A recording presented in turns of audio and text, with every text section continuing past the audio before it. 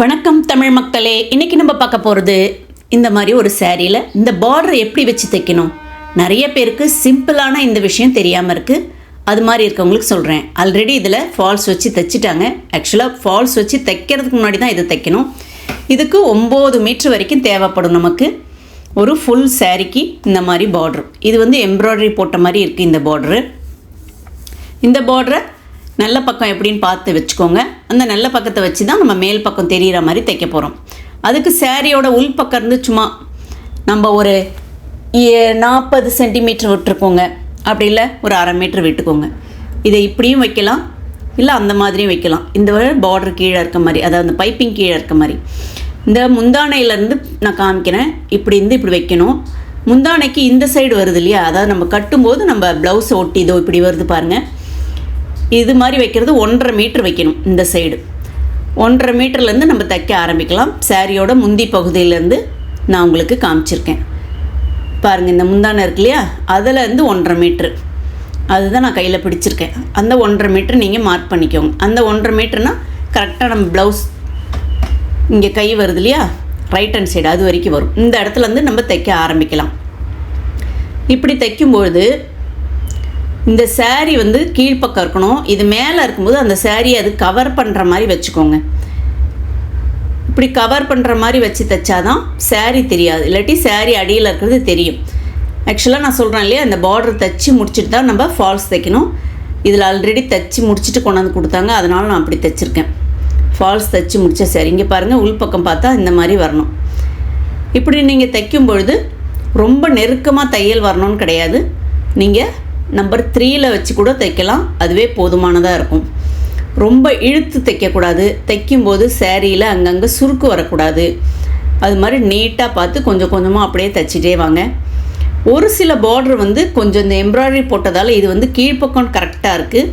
மேல் பக்கம் கொஞ்சம் என்ன சொல்கிறது எக்ஸ்ட்ரா இருக்குது துணி.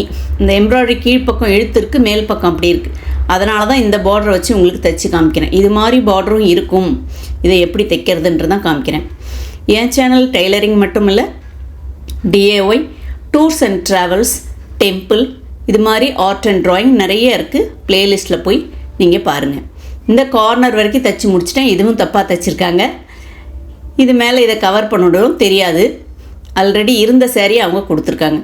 இதை இப்படி மடித்து வச்சு கார்னர் சரி பாதியாக இப்படி கிராஸாக மடித்து வச்சு பிடிச்சிக்கோங்க. இப்போ அது வரைக்கும் நீங்கள் தையல் தைச்சி அந்த கார்னரில் இப்படி கரெக்டாக இந்த V வர மாதிரி தைச்சிக்கணும். தைச்சாதான் இந்த சாரீ கரெக்டாக இப்படி திரும்பும். பாருங்கள், இந்த படத்தில் நான் எப்படி வச்சுருக்கணும் அது மாதிரி பிடிச்சிக்கிட்டு தைக்கணும். இல்லை அதை கட் பண்ணி தைக்கலாம், அதெல்லாம் கொஞ்சம் எக்ஸ்ட்ரா வேலை. இது சிம்பிளாக தைக்கிற மெத்தடு தான் நான் உங்களுக்கு இதில் காமிச்சிருக்கேன்.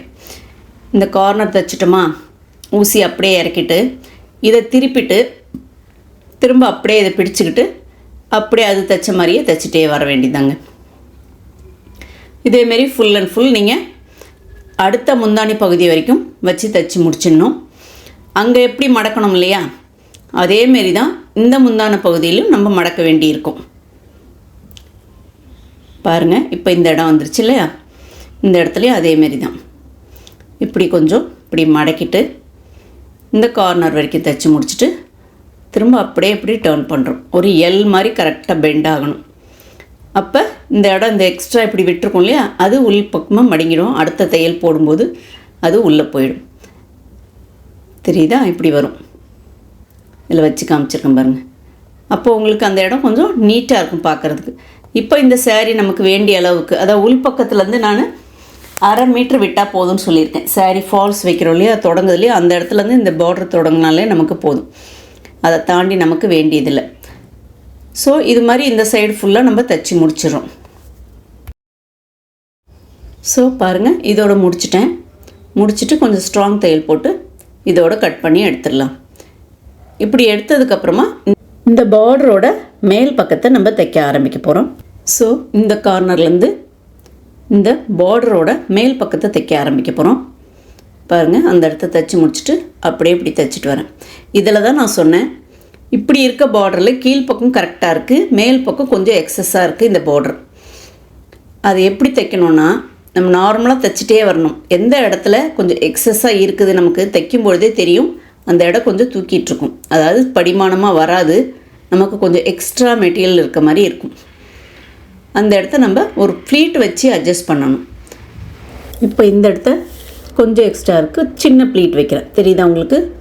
நிறைய எக்ஸ்ட்ரா இருந்தாலும் ஒரே ப்ளீட்டாக வைக்காமல் அதை கொஞ்சம் ஸ்ப்ரெட் பண்ணி 2 இடத்த அந்த ப்ளீட் வர மாதிரி வச்சிங்கன்னா அந்த டிசைனும் நமக்கு கரெக்டாக வரும், அது கட் ஆகாமல் இருக்கும். அதுக்காக தான் இந்த மாதிரி தைக்கிறது. இப்போ உங்களுக்கு இதில் தைக்கும் போதே உங்களுக்கு தெரியும் பாருங்கள் நான் என்ன பண்ணுறேன்றது. சின்ன சின்னதாக வைக்கிறேன் அந்த ப்ளீட்டு, ரொம்ப அதிகமாகவும் வச்சிடக்கூடாது. அப்புறம் மேல் பார்டர் வந்து கீழ் பார்டரோட அந்த அகலத்தோட இது கம்மியாயிடும். இந்த துணி அப்படி இருக்குது, ஒரு சில துணியில் அப்படி இருந்துருது, அதனால் அப்படியே அட்ஜஸ்ட் பண்ணி வைக்கணும், ஒரே இடத்த இல்லாமல். தெரியுதுங்களா உங்களுக்கு? கொஞ்சம் கொஞ்சம் இதே மாதிரி தாங்க இந்த மாதிரி பார்டரை நம்ம இப்படி அட்ஜஸ்ட் பண்ணி தைக்கணும். அதுவும் துணி பார்டரு இந்த மாதிரி எம்ப்ராய்டரியில் வரும்போது இந்த ப்ராப்ளம் வருது. நார்மலாக லேஸ் பார்டரு கோல்டன் பார்டர்லாம் அப்படியே வாங்குகிறோம் இல்லையா, அது கரெக்டாக வந்துடுது. இந்த எம்ப்ராய்டரி போடுறதுல இந்த பிரச்சனை வருது. ஸோ இது மாதிரியே வச்சு தான் இந்த சாரீ ஃபுல்லாக தைச்சி முடிச்சிருக்கேன் நான் கடைசி வரைக்கும். தெரியுதா உங்களுக்கு? நீங்களும் இந்த மாதிரி பார்டர் உங்களுக்கு தைக்க தெரிஞ்சால் ஒரு சாரீக்கு 150 ரூபா வரைக்கும் வாங்கலாங்க. என்னங்க, இந்த சேனல் உங்களுக்கு பிடிச்சிருக்கா? அப்போ உடனே சப்ஸ்கிரைப் பண்ணுங்களேன்.